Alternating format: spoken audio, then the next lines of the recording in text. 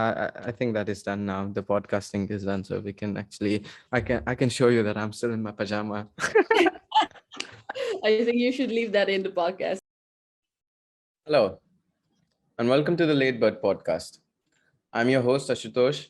I'm a writer, photographer, and a traveler. I studied at the University of Gloucestershire in England. This is the first episode of the first season of the podcast, and I started this podcast because I felt the need to speak up in this extremely divided times that we are living in all around the world. It feels as if our basic human thing that we have, that is our instinct, is being taken away from us. So in this podcast, I try to bring people from all over the world, from all walks of life, and we discuss about our experiences. And I try to bring in academics who can help us learn and grow in the process. So my first guest in this podcast is a writer and a philosopher from Netherlands, Franske Huisman. So she recently finished writing her book, and we speak about the journey that she went through in the process of writing this book, and also the journey that she is on living in the West in a time when someone can just call it mass hysteria at this point through the pandemic. So this podcast is being uploaded on a full moon, and because moon has had an essential part to play in human history, and Frankse, in her theory of essence, writes about the feminine side that is attached to moon in our mythologies. So I thought it will be better to post this podcast on a full moon rather than posting it on a New Year's. So the next podcast will come out on the next full moon, and so on and so forth. So I hope you enjoy this podcast, and let's get straight into it. This is amazing. Yeah, so I mean, we can start with how you came to write a book and decide to put your ideas into words, and what made you think that, but at the same time, you know, what you're doing right now about it, and how did you write the theory of essence? And I mean, that's a good point to start with. Okay, yeah. So in May 2021, I started writing my book, and I have always loved writing. It always had been a passion of mine, and I always felt intuitively that I would write a book one day, but I never planned on writing it yet, because I also didn't know what it would be about. And then in May, I had this true moment of spiritual awakening. There's just not another label that I can put on it beside the spiritual awakening, and that ignited this gigantic creative flow where just everything, my whole life story, just came out. It was like almost a manic form of creativity, and it wasn't that I was always writing, but there were just periods, like weeks, where I was just writing for hours.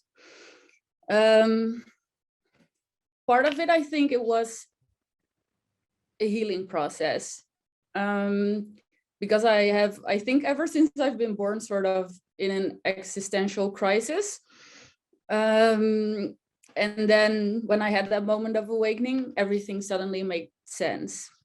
But still, to give everything sort of a meaningful place somewhere within me, like everything that happened, all the things that I went through, but also the bad things that I've done in my life, I just needed to write it down.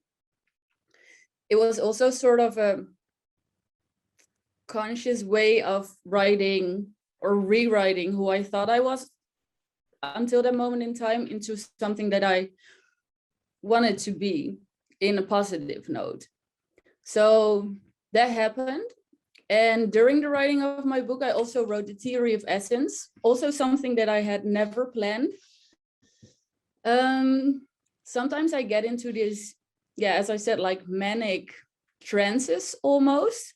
Often it happens when I smoke weed by myself, and then I dance and listen to music, and my brain just flows in a way. I'm still not sure what it is exactly, but it feels like information from or my subconscious or somewhere over there just land into me and everything comes out. I mean, there is this guy called Terence McKenna. I'm pretty sure you must have heard of him, but Mm-hmm. when he or someone like Rupert Sheldrake talks about exactly these things, when they were down in the Amazon and they were doing their research, scientific research, but at the same time doing a lot of psychedelics, Mm-hmm. they talk about the same thing. Maybe getting into an archaic state of mind and getting your information from there, somehow, like you're describing that when you dance you get that ecstatic and energy that and your information, whatever information that is, that comes from that place.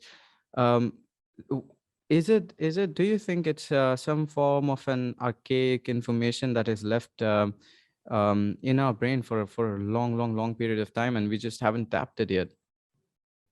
Yeah, I think that is definitely a possibility. Like I have always tried to explain what happens because I guess that's also who I am. I want to analyze what is happening and I want to find a logic reason for it. So I think, yeah, maybe it's something like that. You get in touch with a part of your brain that has not been touched yet or activated yet. Mm. Also because when I dance I try to use time and space as much as possible, so I go in all these different physical movements that are also of course activating the physical parts of your brain or the parts of your brain that are connected to the physical body. Mhm. So yeah, maybe that is it. Also sometimes I think that there might be a lot of knowledge stored in the weed, or in, for example, psychedelic shrooms, Mm. and that your brain is merging with it. And if you are open for it, you can Mm. get into that knowledge. Mm. But I'm not sure actually where it comes from. I mean, to be honest, there's still a lot of research that's going on to this field, right? Like, I was recently reading into this research, and by the way, I have never really got into psychedelics. Like, you know, a long time back, maybe we had a conversation about this, and I was thinking of trying something out, but I don't know why I never got into it. But at the same time I'm still intrigued with all the research that is happening in this field. And there are actually a lot of people who haven't ever taken psychedelics, but at the same time um, they quote all the religious books and all the religious knowledge that has been passed down to us through centuries. They quote it in such a way that it has something to do with psychedelics, like the Jesus was a shroom or something like that. Like, yeah, there is Well, it's actually a. funny that you say that because last summer actually I did a trip by myself, like with Mhm, shrooms. mhm, And at one I rented a house by myself in nature, and I did it like I put the mattress in the living room and I put on a blindfold and I went very deep. mhm, But afterwards I was like, okay, I can take off my blindfold now and off now, and I'm gonna listen to music. And then for some reason my arms just went up like this, and I mhm, was like, I'm sort of the Jesus on the cross now, but I also feel mhm. like I'm being a shroom right now. So it's funny that you're saying it like Jesus might be just shaped as a shroom. No, to be honest, there's actually a book written by this person. I can't remember his name, but he made linguistic similarities between Christianity and shrooms. So he wrote a book. I'll try to tag it in disclaimer or somewhere. There's actually a book that was written, and it's extremely scientific book, and there is research happening at Johns Hopkins who are actually taking points from that book to implement it into the therapy that they are doing right now. So there are weird similarities that we can find. Also, then there is this esoteric tradition in the Greek, ancient Greek mythology. where they used to initiate people, which is exactly what psychedelic revolution is, like initiating people, say in South America or something like that. Mm-hmm. um having ayahuasca experience, or having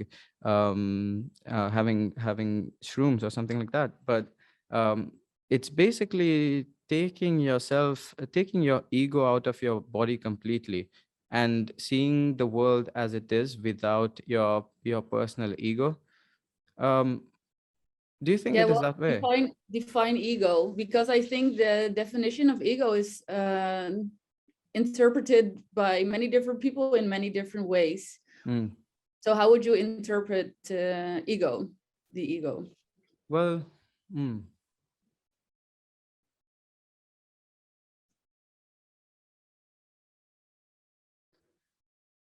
let's say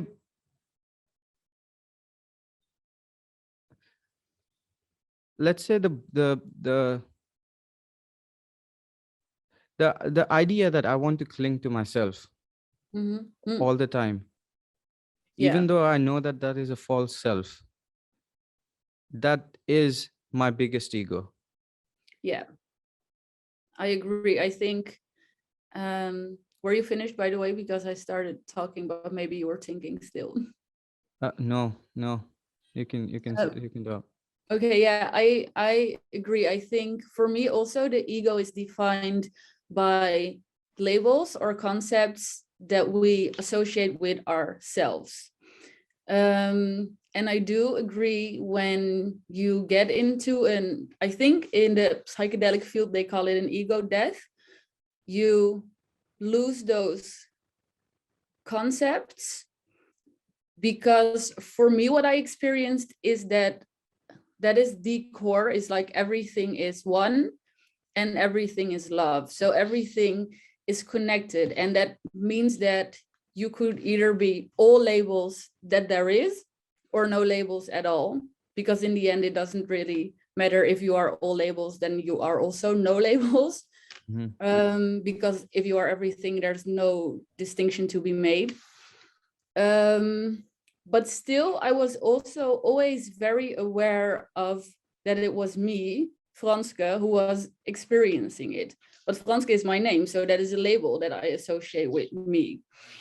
Um, Maybe in that sense, I personally have not experienced a complete ego death, Mhm. although I still felt like I was everything and nothing at the same time. And I think what I've learned from it, which is also a part on my theory of essence, is that we are all just a different manifestation of the same existence. Yeah. Why do you think then that um, we still then have so many differences in opinions, and we have so many different idea of how the world works or how the society works? And why is there such a vast difference between understanding who you are and the cloak, or the or something that is in front of it, a wall that is in front of it, even though it's right there, it's right in front of you? Yeah. For one, I think it is the illusion of separateness that is still valued as the truth in most societies. If it's true that we all are different manifestations of the same existence, then still we are perceiving that same existence of, or our own existence, from a different point of view, a different perspective, because you are now, I assume, perceiving something different than I am, Mm. even though we both are from the same existence. um, and I think if you don't go very deep internally and you make conclusions based on what you are sensing, it is very understandable that we think everything and everyone is separate, because our senses tell us that it is so. Mm. We learn that we need to take something from the outside and, for example, drink water. Mm. And that is what we need to live, and we need to eat to live, and we need to, for example, if we, this was last time, I was really high one night.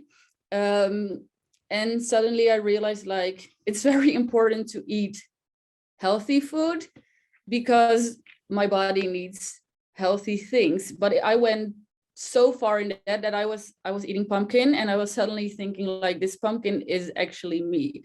And I got into this creepy loop when I was like, okay, but if this pumpkin is me, then I am eating myself. And instinctively, that instinctively, what, Yeah, instinctively. thanks, instinctively, that was appalling. Like, if I really projected my being onto that pumpkin, I couldn't eat it anymore, because I was like, no, that is cannibalism. So I think from an instinctive place, that illusion of separateness is really important to survive and to be able to use things out of your surroundings to stay alive.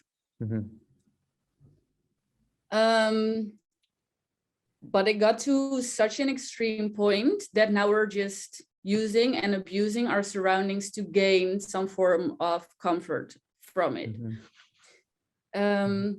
It definitely is not wrong to use things from your environment for your own benefit, I think.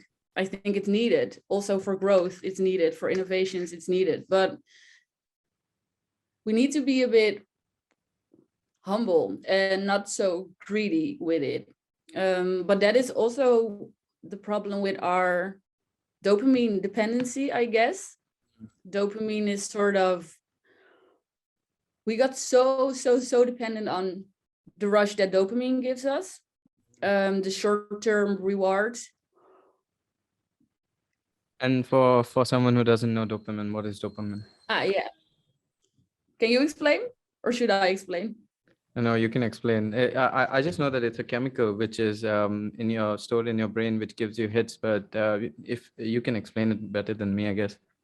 Yeah, it's I studied psychology, so this is why I also know these things. It's a neurotransmitter, and that is a chemical in your brain, and it gets released between two neurons. And when it gets released, you feel a sense of reward. There's many more neurotransmitters, but dopamine is the most important neurotransmitter in the experience of feeling rewarded. So it gives you a rush and a good sense of being. The thing is that dopamine gets released when we get approval in social settings, for example, but it's also released when we eat sugar, and it's released when we drink alcohol, and it's released when we smoke cigarettes, and it just has to do with all forms of dependency or addiction. Hundreds of years ago, that dopamine release wasn't as often triggered as it is now, because we have so much stimuli in our surroundings, and we are just led by that dopamine release.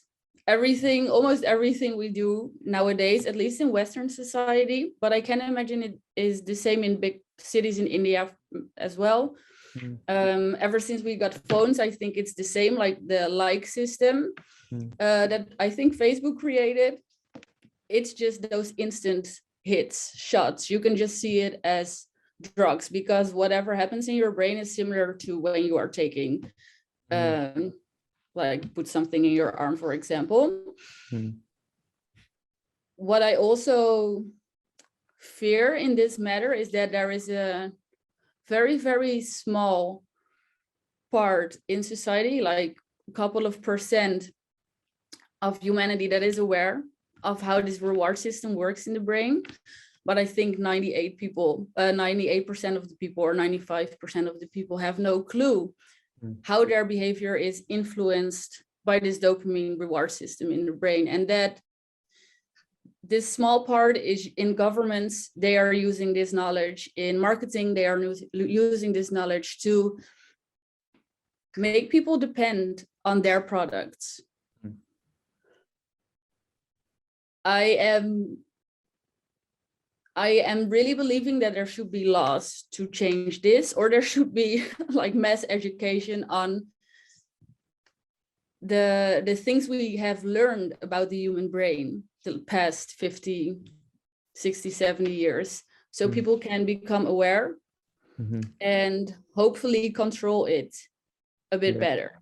Yeah, I mean, I believe so. And also, just thinking of that dopamine addiction and thinking of all the social media addiction that we are having today, linking together with this whole paranoia that we are going through right now, which is to say COVID, and it has been there for the last 2.5 years now, and it's still not gone. I think this same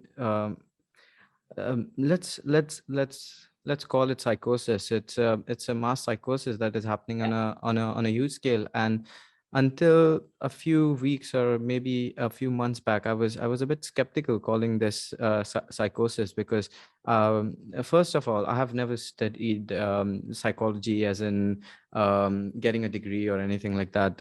I was just in Cheltenham reading Jung and Freud and all the psychological books, and that's all that I know about psychology. But um, I'd read this person called Matt Desmet, if I'm not wrong, but he's a psychologist.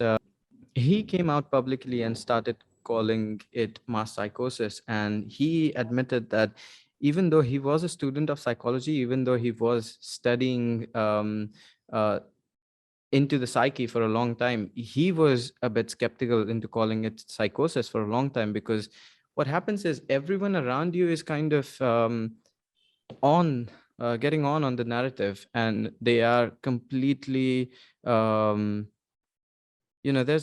nowhere that can stop them and make them rethink into what has happened, because the narrative doesn't stop, right? Like, it keeps going on and on and on. And I think this has in some way linked that dopamine addiction of ours to the narrative in some way. And now we have this weird mesh where we cannot actually speak about these things in public. And I don't think media ever spoke about this since COVID started, because at the first I saw how it transitioned from place to place, right? Like, so first of all, when I was in England, um, I saw, okay, there was a problem that is arriving to your shores, which started in China. Let's say that is what everyone was saying. Okay, people were not so harsh against other human beings at that point, right? They were not harsh against someone else. But then I went to Scotland, and I saw the shift in how people thought about the same thing now, because England and Scotland are two completely different countries. It's not just a different nationality that they have; they also have completely different thought, because Scotland, I saw, is much more open towards things. And so a lot of people will do their own research. They will go out and think. They will have discussions in public. And th- after that, after staying there for like 4 months or something, I came back to England, and there's a complete shift again, because England is like, I'm not saying as in every single person in England is like that, but in general, when you look at a nation, or when you're traveling through a nation, you kind of get similarities in that nation.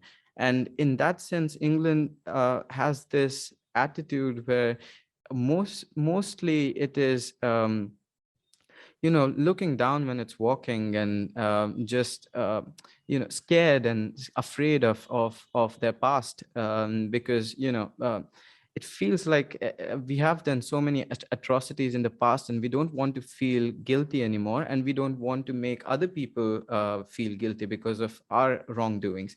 And I think that nature was tapped on early on, by the English government and by the English, the entire, bureaucratic society. And then I came to India, and the entire scene is completely different now, because when I'm in Bombay, it's an authoritative rule where everyone has to wear a mask regardless. You get no you cannot escape it.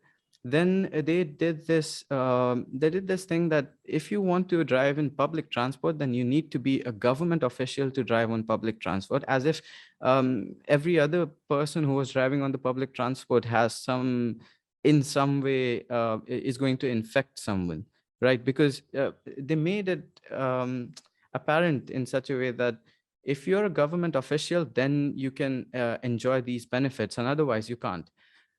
Then come to this small town, which is where I am right now. I'm at right now, Chiplun, and not a single person outside when I go outside is wearing mask, and they're not actually, like, you see that there is actually still some skepticism, some revolt left when you come to these smaller towns. And that is where you realize that these people are not addicted to their phones most of the times. They are Yeah, completely different because they are going out, they are doing hardcore manual labor, they are most of the times they are in the farm or something like that. And so yeah, the only information that they are getting is through news, through TV. So they're still getting that dopamine hits, but they're getting it slowly. They're getting it like maybe half an hour in a day, because they watch news for half an hour in a day. So they're still getting it, but they're getting it in such a small percentage that it's completely different to someone living in New York, or completely different to someone living in London, because they're getting it every second, every minute, right? yeah. So yeah, yeah. So I heard you say a couple of things, like you started with the mass psychosis, Mm, and the narrative that comes with it. mm, Um, this is really interesting to me, because if I'm thinking about what I've learned when I was in university, psychosis was only experienced individually when you had like a very severe disorder, like schizophrenia, for mm, example. And in these disorders, if you are in a psychosis, then the main symptom is that you are not aware of being in this psychosis, because for right. you, this is what is the truth, this is what reality is. Mhm, Then another thing is that it is pretty much always fear driven. So in treating a psychosis, it's really difficult, because often people in it think like the psychologist or the psychiatrist, they are in this plot of drugging them or doing something horrible, yeah. so they don't want to take their antipsychotic pills because they think, no, it is gonna hurt me. Mhm, I'm not a big fan of these types of medications, so I can kind of imagine. But if this is to be copied and pasted on the mass, mhm, then how would we get people to be awoken from this psychosis? And is it not true that we have, or that we have always been in a mass psychosis? Because then what is mhm, reality, and mhm, who decides what is right and what is wrong? mhm, And I think that is really dangerous with the isolating of people, because people's got into their little bubbles in mhm, Western society, and they were often with like-minded people, so they mhm, get confirmed in their beliefs. And mhm, then also the algorithms on our phones are also confirming ourselves in our beliefs, because there is an endless amount of information on the internet right now, and mhm, whatever you like, you get more of. mhm, So we are creating all these different types of realities. And I also think, and this is so difficult, because we talk about the government as a system and we talk about media as a system, but they are all driven and created by people mhm, who are also believing certain things and then doing certain things, and that creates media, mhm, or it creates algorithms, or it creates policies. So it's really interesting what you were saying about the difference between England and Scotland. Scotland, mhm. was it right? Scotland. And how I personally don't know a lot about history. It's not a field that, well, I'm kind of interested in it, but I haven't read about it a lot. But what you are saying is like how history, or how the past Mhm. influences our fears today. Mhm. Can I just expand on the Scotland England thing, because For sure. there is one more country in that on that island, and that is Wales. So not a lot of the people talk about Wales, but the Welsh history is so different to the Scottish or English history, because Welsh history is full of conquer. So the English always conquered the Welsh people, and the English were always on battles with the Welsh, and the Welsh tried to get the English out of their territory, but which never successfully happened, and that's why you still have a English person or English prince who is the Prince of Wales, because he conquered Wales, right? So that's the history of it. But interestingly, look at how Wales is being functioned right now, because it is under the British government, right? It is under it comes under UK. So when I went to Wales, when Swansea was in lockdown, so you were not allowed to travel to Wales from England at that point. Um, but people who were, let's say, extremely rich, or let's say who were elite bureaucrats, or that kind of society, they were allowed to travel anywhere at that point, like when the normal public was not allowed to travel. This is after the first kind of hardcore lockdown. And I traveled on my card saying that I'm an artist, and so I have an important thing going on in Wales, and that's why I have to go there. But And you were allowed? surprisingly, no one asked me. Okay, cool. No one caught me, no one asked me, so that was fine. And we actually had so I was traveling with a friend of mine, and we actually had a excuse that his grandmother stayed somewhere nearby, uh, in the middle of Wales somewhere. So we were saying that we were going to her because we don't have a house to stay in England, and we are university students, so we had an excuse. But still, so we went to Wales, and there you start seeing this weird psychology of people who stay, because the middle of Wales is even smaller bubbles. You have people who come from the mining culture, from the mining family, and there's Orwell writing so beautifully about the mining culture in Road to Vegan Beer. And I read that book and I went to Wales, and the first thing that I realized when I got there was these people have not yet got out of their let's say the working class background, like that they had in the past, when minings was still a thing. And England forced a harder lockdown on Wales, even when Wales is widespread open fields, and you could actually you'd not see a person for miles and miles, even if you were in Wales, basically. And still Wales was under the harshest lockdown, and it's still under a harsh lockdown again when Omicron is coming to Wales. So that was a weird thing to think, that in one island you can be in three different countries, and COVID can hit you in three completely different ways if you were in three different countries. So yeah, that was a weird thing for me when I was in Wales.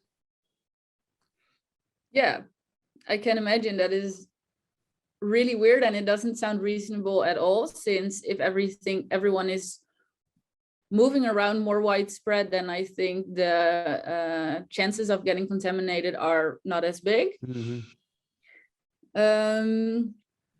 What is the thing that you want to set with this illustration? Well, I'm let's say I'm just trying to figure out a way to completely get out of this narrative that is being set for us. Like we were talking about dopamine addiction and Yeah. social media addiction. So um I think I forgot to link it with something which I wanted to link it with, was the social media. So Okay. basically, in smaller towns and in smaller villages, you have people, at least in Wales, because uh, so the culture in India is completely different to the culture in the West, right? So Yeah. in India, it's a much more open culture. You can go to anyone's house uninvited, and they'll still call you in, and you can sit, you can have some snacks, and you can have some tea come Yeah. your way without anything. You have experienced it. You I were in miss it. India, Yeah. Yeah. Can't so wait to get back there. yeah. So I think it's completely different in the West, and normally even the neighbors don't talk to each other, and you can guess how hard it would be for everyone to lie to each other, when actually that you are lying, and at the same time he is lying or she is lying, but you're still lying to every single person. And in a way, that is what's happening in the entire British Isles, or at least that's how I see it. But and this is really also a difficult thing for me, because are people lying? Are the governments lying? Is there an intention, bad intention behind everything that's happening? Or are we just really living in different truths, so Mm, that I am 100% convinced that I am telling the truth, and someone else is as well, and still it doesn't add up. And this is mm, where the friction um, is created, or even anger or sadness or fear, because we are so scared of living in different realities. We do not accept someone else if their reality doesn't add up to yours. And then we get into sort of a battle or a fight, like, no, your reality is not right, so you have to change. And because I am, in reality it isn't true reality, but for example, I'm part of the bigger group that says this is correct, or I'm following science, or I'm following the government, or I'm following the uh, newspapers, media, mental or healthcare system, whatever, that gives people, for some reason, they think that funds their, it makes people believe that they are more, what is this word in English? That their truth is more valuable than another truth, for valid example. validation. Valid, yeah. Yeah, Mm, actually, yeah. So I think this is also why it clusters. mhm. And from an evolutionary perspective, it's also understandable if you are a fragile individual and you um, hop on the truth of the collective, you are definitely accepted more, so you are more safe. Mhm. And I think it takes a lot of courage to say, well, yeah, maybe that is what everyone is saying, that is true, that is true, but what I am feeling, and that what I am, the conclusions that I am making are based on my intuition, my heart, my own research, the things that I am experiencing here instead of here. Yeah. But you get excluded. And that's what's happening now. Like, I'm experiencing it myself. I hear many people experiencing it for not getting vaccinated, or just for having a different opinion, or just even for questioning Mhm. the main opinion or the opinion of the collective. Mhm. um Yeah, so you were talking about lying, but what is lying in that sense? Do you believe people are actually lying? People in power, for example. There's a Mm, helicopter here, by the way, sorry. that's fine. I'll just say something before I'll come onto lying part. But there's actually a really beautiful line which Jung wrote in one of his books, that um and I'm definitely paraphrasing this. I'm not sure if this is his exact words, but a man should live in his a man should not live in his in a world of statistical truth, but he should live in a world of his biological truth, that is his own truth. Yeah, And it makes much more sense when you were saying that what is the reality that I experience yeah, versus what you experience. And versus what we are collectively experiencing as a society. So what exactly is it? um okay, coming back to lying. So lying, I don't mean that lying in a sense that the government is lying, or that an individual person is lying. Lying in a sense that we are not actually saying the truth to each other. We are not completely expressing ourselves to each other. Because if I have a different opinion than yours, I still should explain it or express it in front of you. And in a democracy, we should be allowed to at least have different opinions and accept it. Like, even if I have someone who is anti-vax, or someone who is vaccinated in front of me, I won't mind talking to both of those people, because I would like to understand why she thought of not getting a vaccine, or I would like to understand why you thought of getting a vaccine, or something like that. I'll still like to understand both of your opinion, because uh, for me, both of them are human beings, and they came to an understanding after thinking about it rationally. And what was it that made them think that this was right or this was wrong? But we are not even having that conversation right now. I think there was a divide in our society prior to COVID, which was hardcore left to hardcore right. And I think that Globally, you mean, or specifically in the West, or specifically in India? no, everywhere. I think it was a global thing. There was Brexit in the UK. There was you know Democrats versus Republicans, or um, what are they called? Independents versus both Democrats and Republicans. There was a split in a lot of cultures. Like, even in India, there's a split between uh, libertarians and hardcore right wingers. So there was a split in this society, and I think that wax and anti-vax is just a fuel to that split that was already present in the society, and we just made it apparent, and we can see it now. I think previously we couldn't see it properly. Now we can actually see it. And lying in a sense that there is, like, think of a country like is it Austria or Belgium, where there is a lockdown happening only of the like the unvaccinated people. Yeah, it's in Austria. Austria. So Yeah. if you're on a street, hypothetical scenario that you're on a street, you are walking with a friend of yours, you you don't have an ideology, or you don't support vaccination, anti-vaccination, you don't support any of those kind of movements, and the other person is a hardcore, pro vaccinated person.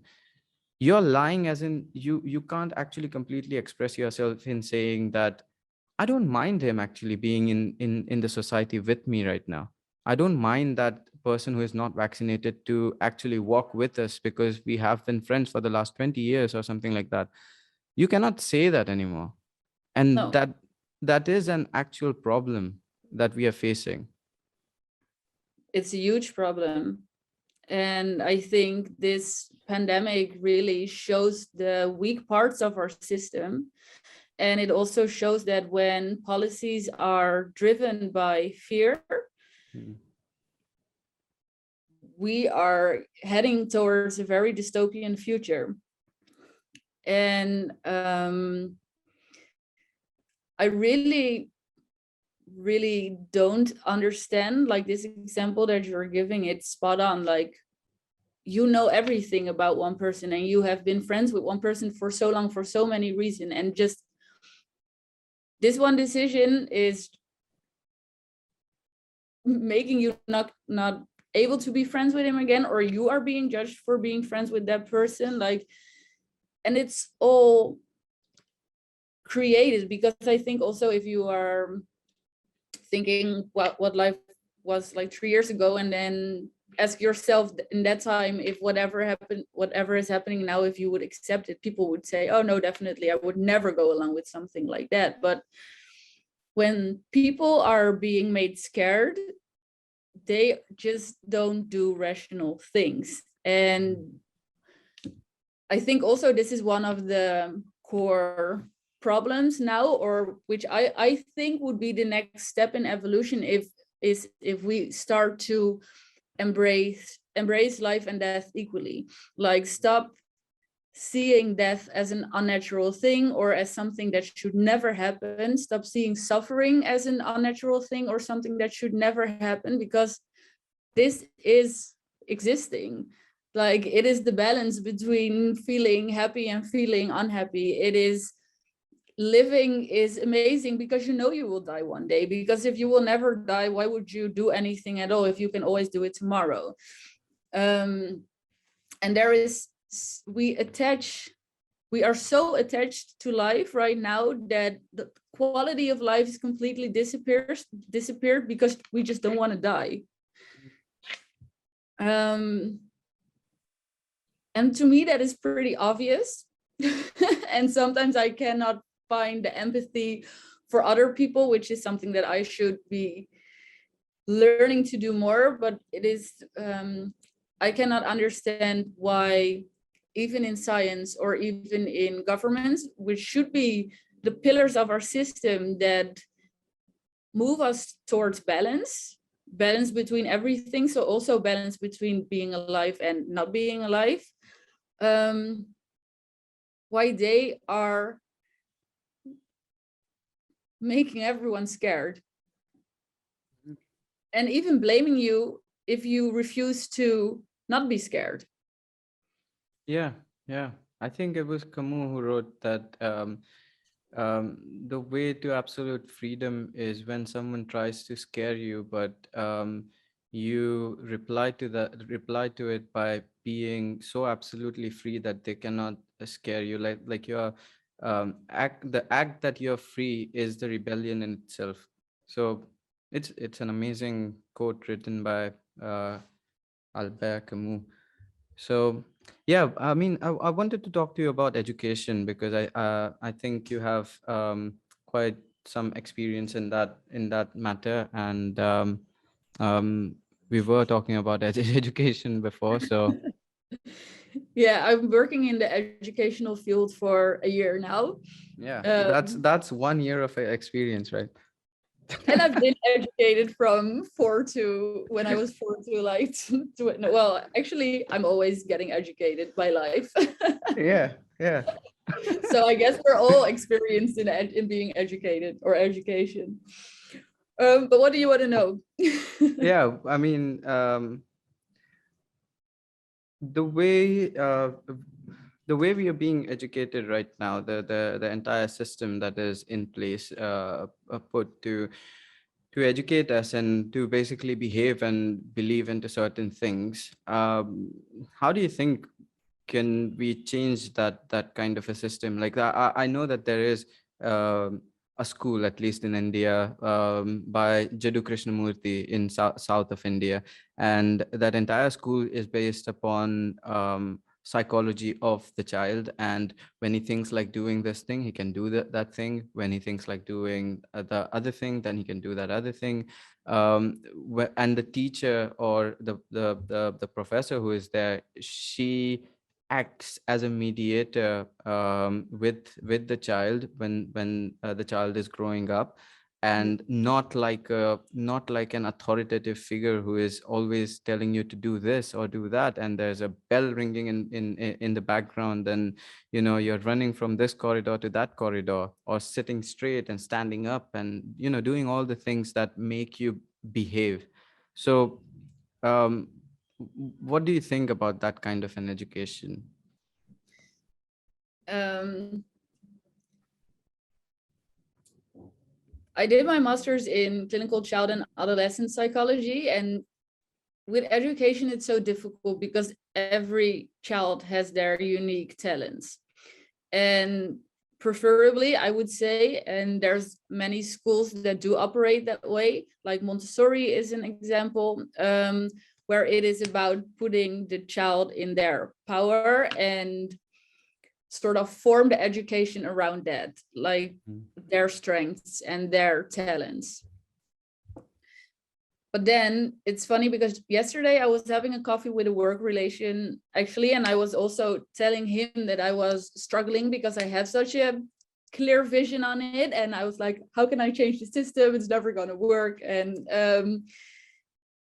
he said, which is very true, we educate our kids to bring economical value. And so humans are just, ever since they are children, schooled in such a way and structured in such a way and molded in such a way that they become experts in making money. And this is, yeah, I'm not a big fan of capitalism. I think this is also one of the perverse incentives of capitalism, is that we do not educate people or children to become the best versions and the best developing versions of who they are and what they love to do. We just school them in a way that they focus on achievement and then getting rewarded for that achievement. Even with kids, we are abusing the dopamine system in their brains already, because if you get an A for a test, you did amazing, and if you get a D for a test, your parents will be angry at you. While maybe this kid is just not good at math, for example, but it's amazing at drawing cool graffiti shit on the wall, and that is what he loves to do. But then we are punishing him for that because we don't want graffiti on the wall. While I think everyone, this is for me what true healing is, for example, because life in general is pretty traumatizing. You do need to get hurt to grow, and to process that hurt, we can express ourselves creatively, and everyone prefers a different way of creative expression. But in school, it's not about that at all. It's just about, how can I achieve things that society wants from me instead of what I want for me. Yeah. But it's really, really difficult to change the educational system, because it's just a small part of the big system that is very, very broken, but for some reason not ready to be healed yet. We are very much in denial. There's a lot of time to still come to that topic. That when you have things like metaverse and children actually going into video game shit. Yeah, I'm curious. But before we go there, I'm curious, how was your what was it like going to school in India for you? Because you are also I think we are very similar in that matter. We are very creative. We are also find ourselves both often in existential crises. Was there any room for you growing up, being your creative self, or is that something that came out later? Actually, going to an Indian school or going to an Indian college is nothing like what you experience in the West, because I saw it for a while at least. I traveled through a few places, and I was with a few parents, and I saw the children and how they were, how they were treated growing up and everything. It's In it's England. hmm? In England. Yeah, in England. Okay. So it's completely different, because you at least have you at least give the child a bit of individuality when he or she is growing up. In India, individuality is not the thing.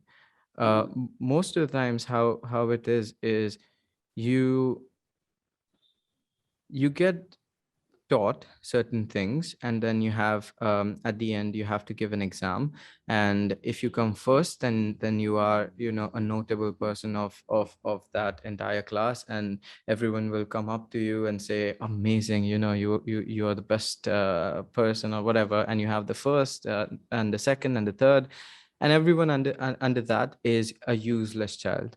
And that's how everyone treats, like, at least the teacher and the parents of those children, how they treat it. So there's an immense competition with no creativity.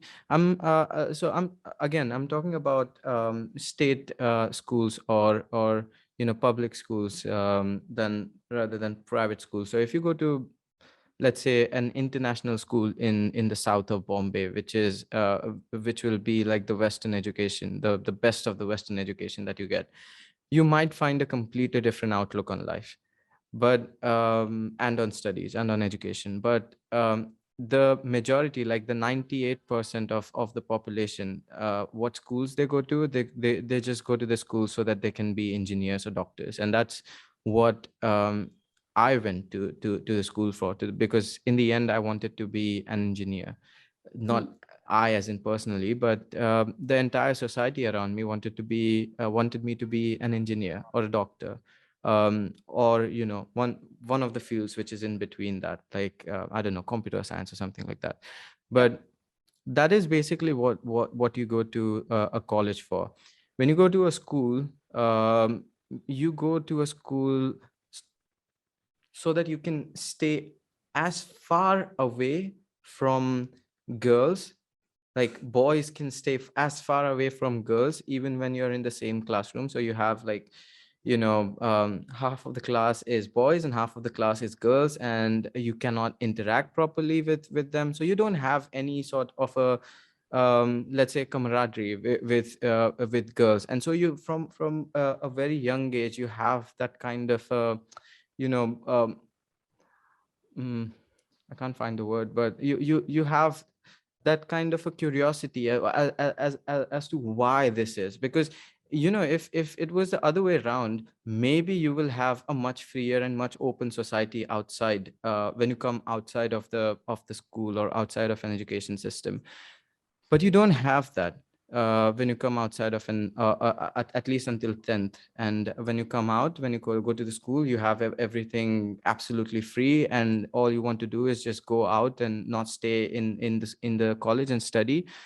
So you are not given any sort of creative skills growing up. You're not given any sort of let's say you know, mechanical skills or something like that. Like I learned how to paint when I was in Scotland, in Huntley. John taught me how to paint when I was doing gardening over there. So that skill I never had.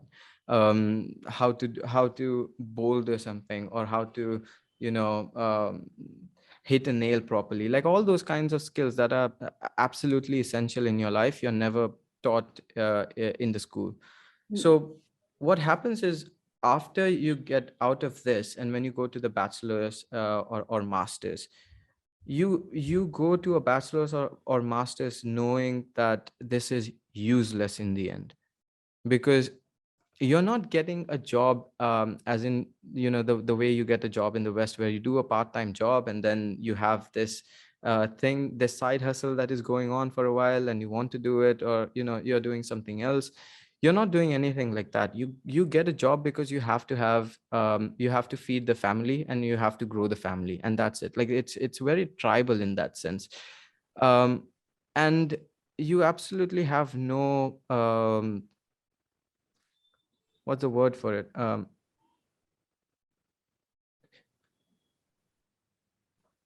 like you don't have any creative skills when you come out of this entire education system, let it be bachelor's or master's or whatever. Like, even when you're doing bachelor's, if you have a class where you're going to do acting or something like that, that's like the most hated upon student, because he is going against the norm. So it's when I did all of this, and then I got out of this entire system, um, I was doing science, And it was like the worst like 2 years that I had of my life doing science, because it's not like I didn't understand anything, but I just didn't want to do it, and that was not my niche at that point. And all I wanted to do was take pictures and draw, and that was it. Like there was nothing more than that, and I didn't know anything other than that.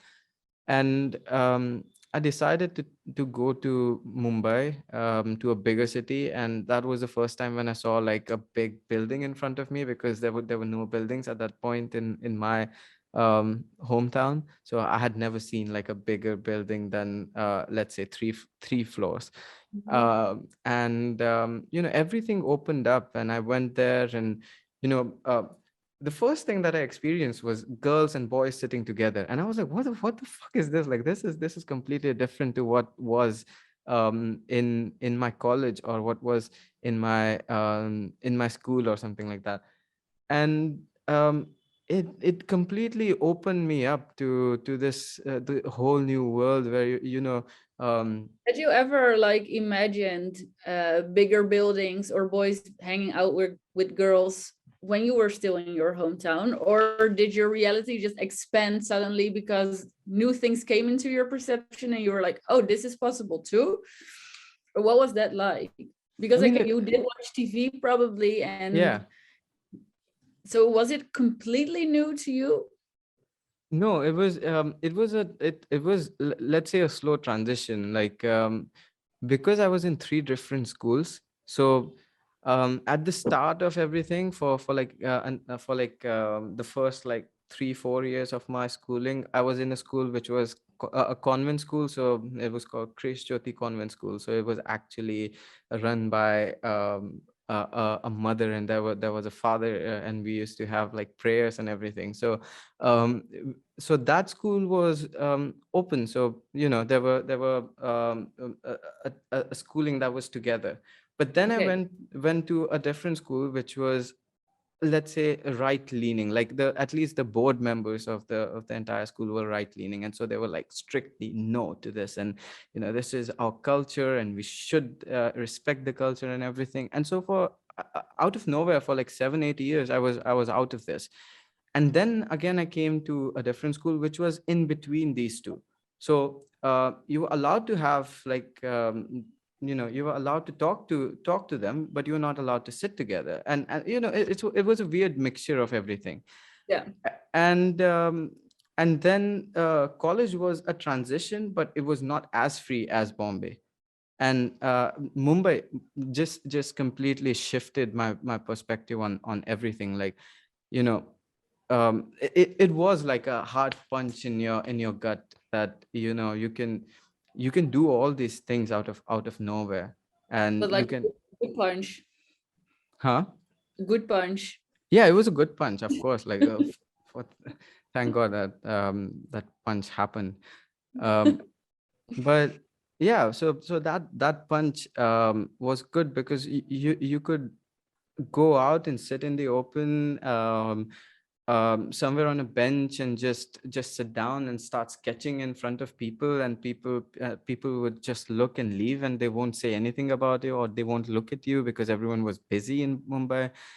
And that was a good gradual change into the education that I was having. And after that, I was weirdly in an institute where it was hardcore focused on this one thing, that is photography. Hmm. And um, again, it was a big change in my life. But there I met a professor, who's a good friend of mine today. And he studied in the States. And because of that, he had like 8-9 years experience in the States. And because of that, I had like a more like there was a bigger window in front of me. And I was like, okay, so it was not just Mumbai that was open. There's more to it. And that, I can see more things when I go out. And all of that things happen. And then the year that I met you, so I took an entire year off, and I went on a gap year, and I traveled around India, met so many amazing people. Like, that was my entry into the actual world of what is. because until then I was just living into someone, I was listening to other people and I was doing, what someone else was telling me. And that entire year, that just opened me up. And I'm afraid that that is gone now. I'm afraid that you can't have that much openness um in any kind of society anymore because of what has happened in the past like 2-3 years. It is a possibility. I hope you are very wrong. Yeah, I Um, hope so. yeah, I really like to see whatever is happening as like the dark that we need to go through before getting into the light. And there is more and more people, I think, like scratching their heads like, what is happening? What have we been allowing these past 2 years? Is this actually right? Are we moving towards a better world? Is this really driven on, is this policy really to get everyone more healthy? Or is this not actually what it is about? And are we sick and being kept sick because it will benefit private companies economically? Because this is also, I think, if you look at the true problem, like COVID wise, the people that are on the ICs are people that are overweight or people that are have been smoking most of their life. So it really represents the addiction on sugar and cigarettes and alcohol. And then I think, yeah, is that not maybe something that we should focus on, like holistic health, Mm. for just, yeah, keeping your body as healthy as possible and your Mhm. mind as well throughout life. um but there is this movement happening, I think. Yeah. But I was also talking to a friend of mine who I was also actually met during traveling. She's from Germany, and she was also saying to me like, I do feel this spiritual awakening is happening in more places. And I said, yeah, I do experience the same. But then I got like, yeah, is that happening, or is this also what Instagram is showing me and what Facebook is showing me? Because these Yeah. are the posts that I'm liking, and that gives Yeah. me a really not objective view of the reality, because where I base it on what I see on my phone. Yeah. I don't really base it on what I see in real life, although I do, because I am in a conscious community here as well. Mhm. But that is a conscious community, and it's not the whole world. So Yeah. it's just so difficult to decide how proportionately things are happening. We have no clue, I think, Mm. but everyone is convinced that they do. Yeah. Yeah. Yeah. I mean, it like the thing that you said right now, like, is this really happening, or is this something that is being shown because we are into that kind of things? So I'm a bit skeptical about that, because the more that I think about these things, the more I'm shown about these things. And that's a weird thing to think of, like, you're still being enticed to look into this. So you're still being you know asked to come here, we'll show you what you actually want to see, and you can still be here, when the reality should be that you have seen this, so you should go actually away from it. But it's going the other way around in a weird sense. So It lures you in, and it lures us in as well, because I can say about like everyone is dependent on dopamine, but I am as well, for sure. yeah. I have chocolate here, I have my phone here, I like Yeah. it's, and even I'm aware of this, but I cannot seem to change it Hmm. perfectly. Like I cannot turn myself into a superhuman that is completely independent on everything. Maybe unless I go to the Himalayas and stay there for the rest of my life by myself and just meditating. But it's also not what I want. Yeah, exactly. Yeah. Like, I went to the Himalayas a few weeks back, and I went to this small town called Grahan, where you don't have any Wi-Fi network, you don't have any there is landline, but you don't have any TV, there's no cars or anything, like there's no roads or anything over there. And I stayed there for like I think 2 days. And those 2 entire days, there was you were completely shut out from um, what other people would call reality, but you were completely shut out from this. And everyone, Disconnected. yeah, you were completely disconnected from this other world, and everyone there was, in a way, connected to each other on memory, and on what is happening in that moment, and that is it. Like, they did not have anything else to think about. So it was such a nice society. Like, it was such a small community, but even the youngest in the community had, they were treated as if they were adults. Like, even young children, like 4, 5, 6 years of age, they were treated like adults, because In what they thought, sense? they were treated like adults, as in, when you're talking to a child, you're continuously telling him what to do or what not to do.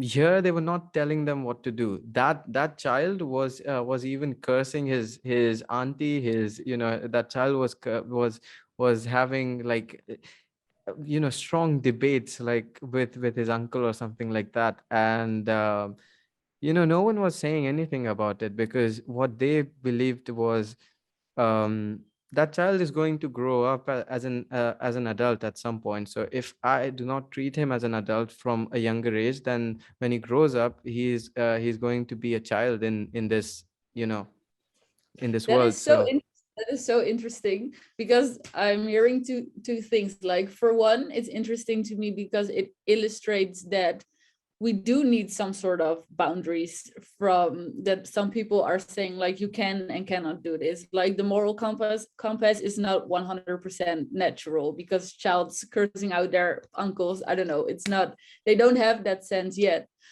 But what, like, the theory behind it, like, children growing up as children, if they are treated as children, mm, that I also really understand, because there is so many adults here in Western Europe that have at least the emotional development. I feel like they are still in sort of in their, which is very Freudian, by the way, but they are mm, still emotionally sometimes, like, stuck when they were 5, got stuck when they were 10, got stuck when they were 15. mm, I see it with men more than with women, because I think maybe men are, in at least in Western society, but probably over there as well, are not expected to be emotionally mature as women are. mhm. So in that sense, I can kind of understand. But is that something that they have been doing generations on generations? And what are the adults like then? Are Uh, they, did they get perfectly fine when they were older, or? Yeah, so the most surprising part that I saw was, this has been happening for, like, X number of generation that they have been there for, and it's been maybe around like 2, 3 thousand years that they're over there, in those hills. Wow, And that's and yeah, and the weirdest part that I saw, that the elder community in their village was extremely humble. Like, like, even the younger, the adults, like, when they're young, they are talking like adults, and that's why when they are, let's say, 18, 19, they are not doing things that an 18, 19-year-old does. They are doing things that a 30, 40-year-old does. So when they get to, let's say, midlife, like 50 or something like that, they are doing extremely elderly things, like, at least the way they behave, the way they act with each other, the way they are humble with each other. Um, it I weirdly felt like this thing that, there's this notion. I think there was Professor Carl Ruck who said that, I heard him in a podcast, and he was talking about psychedelics again, and when you realize that, um, when you realize that you're God, and all this time you were just looking back at yourself. And in a weird way, these people, they know who they are. Like, hmm. they are completely aware of who they are.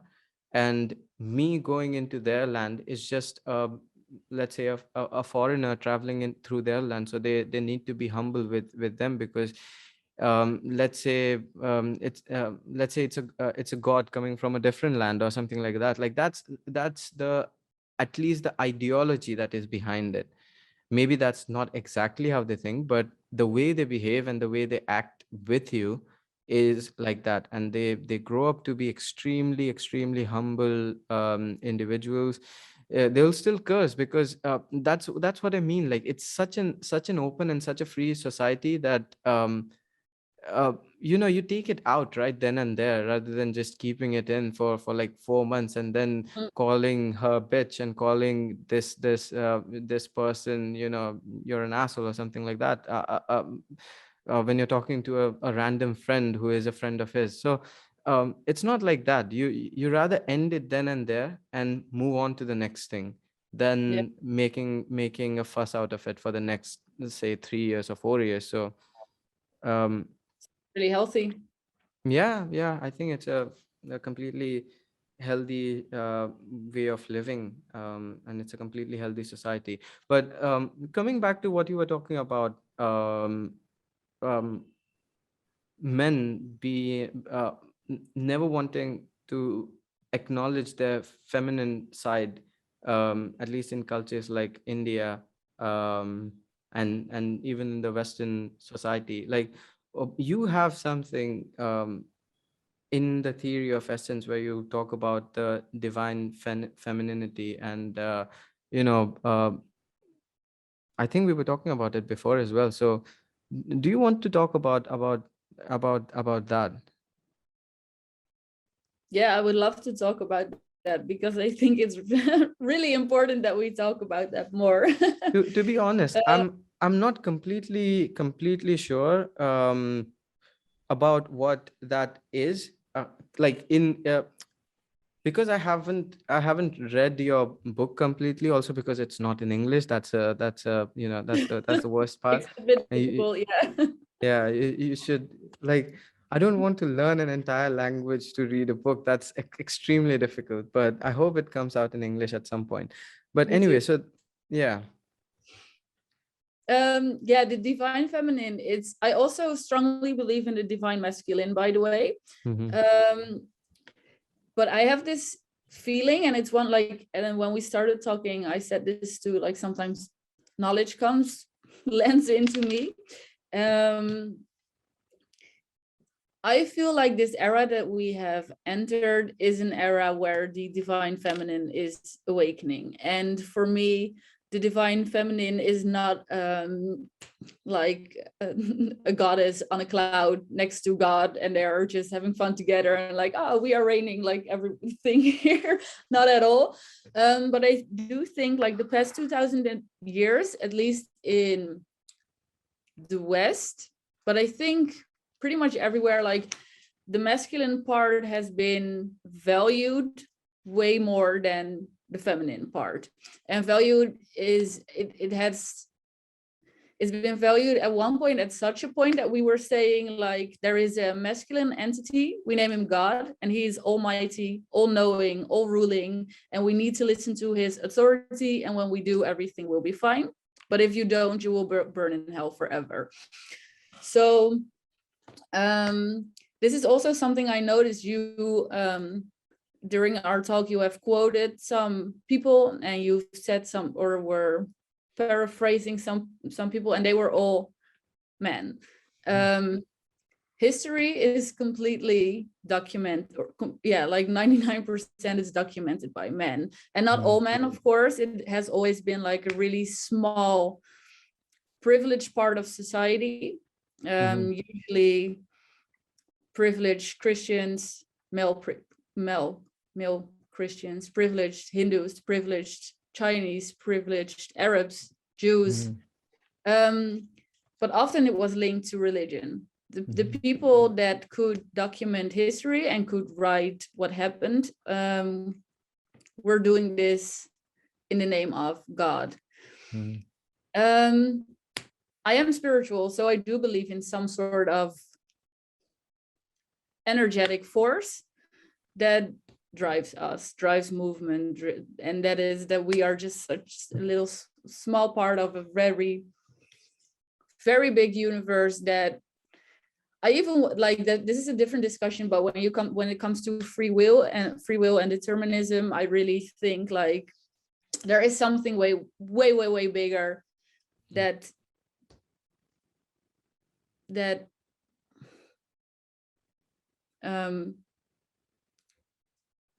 is the source of that causes whatever is happening. If you look at the Chinese philosophy, like Taoism, they also distinguish the feminine energy from the masculine energy.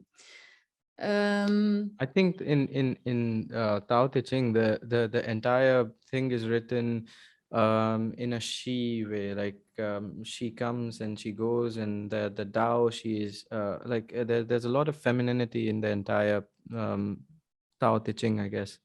Yeah. Yeah, but still is written by men. Yeah. And practiced by men. Yeah. And this is what is, I think is going to change, or what I feel is going to change. And even when I talk to my female friends about it, they also feel something intuitively, like something is changing. And global warming, I think this symbolizes the divine feminine, for example. Like the earth is, everyone talks about the earth as a female being, like Mother Earth. She is awakening, and it's going to cause a lot of suffering, but it's needed to restore harmony.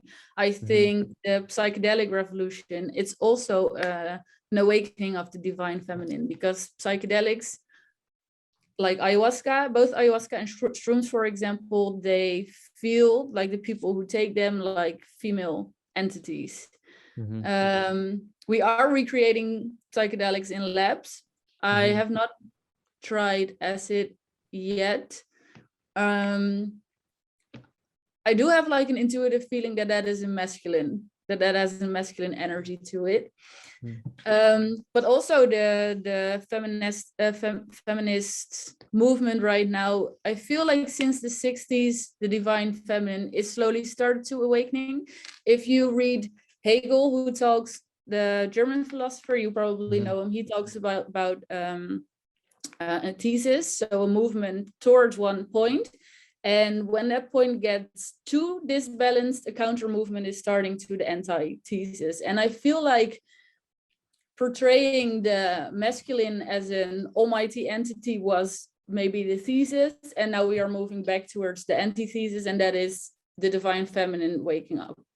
And we will probably move back the other way and slowly move towards synthesis.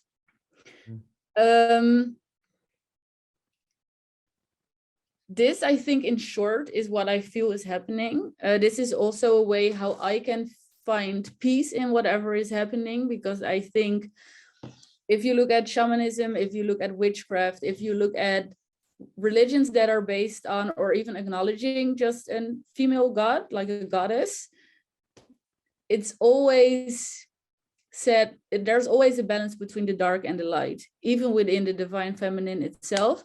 I think if you look at it from the Taoist perspective, the masculine is the light and the feminine is the dark. The masculine is the active and the feminine is the passive, I guess, or direct versus indirect.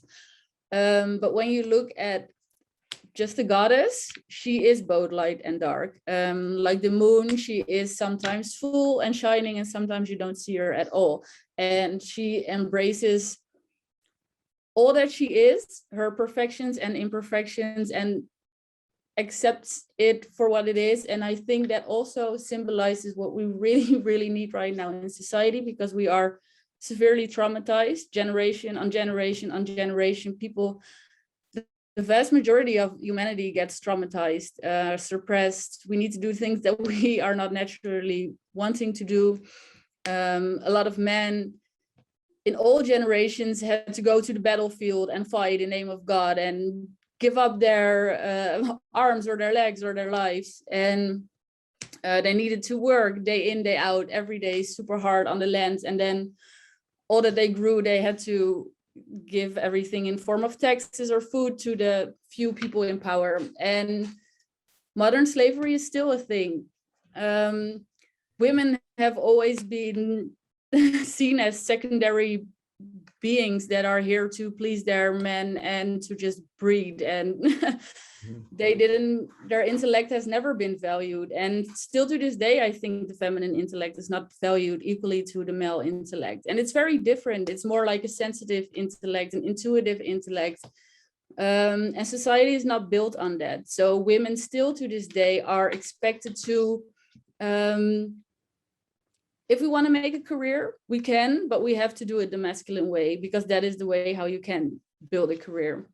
So for me, what my idealism is about and my activism is about is that because I do think everyone suffers from it equally, from this balance. And to move towards harmony, I think we should also find balance between being result driven and process driven, because we have been result driven for so long, and that we weren't allowed time to process this, or to think about what happens, or to talk about what happened, to even feel the pain that we're feeling from growing in the fast pace that we needed to grow. So I just really feel like it's time now to do not value innovation as the most important goal to reach, but to value the result and the process just equally, where it is okay to slow down and to be vulnerable in the process, and to say during the process, like, I feel too many things right now and I need to work on those things before I'm gonna pursue the result, because if I don't, I'm ignoring the needs of my body and the needs of my mind and the needs of Mother Earth. So the result will not be pure, and the result will not be healthy if I am not healthy along the way to get there. And process, to have like an equal balance between result driven and process driven societies, like, I think we need to start value the feminine qualities and the feminine intellect more. We're not there yet for sure, but I feel like this is slowly, like, we will get there. Yeah. Is my faith. Yeah, we will. Thanks. I Those- really do, like, for me it was I'm really grateful, and it was an honor that I support you 100%, and I really like that we have stayed in contact these last years, and we followed each other on social media, and it was good for me to hear that you were doing your podcast, but even more of an honor that you invited me as your first guest as a woman. Like, you're helping. So thanks, really. Well, no, but I'm extremely humbled to have this conversation, because I have learned a lot, to be honest. I've learned a lot throughout this conversation, and maybe, yeah, maybe the tiniest of help that I'm doing, or the tiniest of difference that I'm trying to create, if it helps, then I'm just thankful that this could happen. So on that note, I think, Franske, it's a good place to end, I guess. Yeah, cool. No metaverse anymore. If you want to end with it. I don't really know anything about metaverse, and maybe we shouldn't give it the attention that it wants. Then it will grow. Yeah, no. We'll But create our own metaverse. yeah. Where everything is balanced and in harmony and healthy. So that was the end to the first podcast. As usual, like it, share it, and subscribe it. This is my first podcast, so I don't have anything much to say. But if you think that there are any of your friends or family members or anyone who you think will be interested in this and who would like to listen to something like this, then please do share this with them, because it will help me to get more people, like-minded people, or even who have differences in opinions, but interesting people. And if you know someone that I should talk to next, then suggest me. in the comment section below. I'm also going to link a PayPal link. So if you think that you want to support this channel, then you can donate something on PayPal, because I want this channel or this podcast to be as self-sustaining as possible. So yeah, thank you for watching, and I'll see you in the next one. Bye.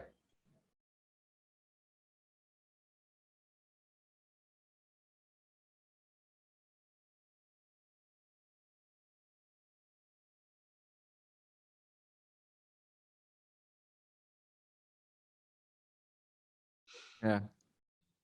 Maybe that can come across not so humble, Yeah. but if people come across resistance, then I think that is good, because change doesn't happen without resistance. Yeah. Yeah. Yeah. Well said. Right? Yeah. Yeah. And I really like, by the way, that in the end I got the divine feminine thing in, because that is a really important thing to me.